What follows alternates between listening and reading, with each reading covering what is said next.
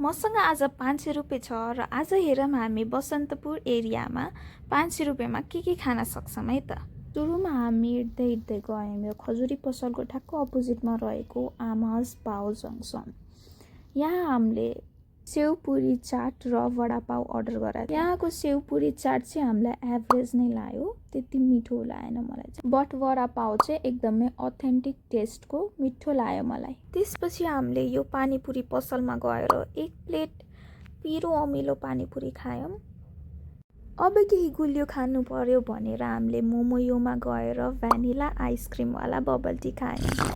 अब यताबाट फर्केर हामी ठ्याक्क इन्द्रचोकतिर लाग्यौँ। यता चुरा गल्लीबाट भित्र हुँदै इन्द्रचोकको फेमस बारा पसलमा हामी आइपुग्यौँ। यो पसलमा यति लाइन कुरेर हामीले एउटा मुङ दालको बारा लियौँ, तर यमरीको लाइन भने यति ठुलो भएर हामीले यमरी चाहिँ खाएनौँ।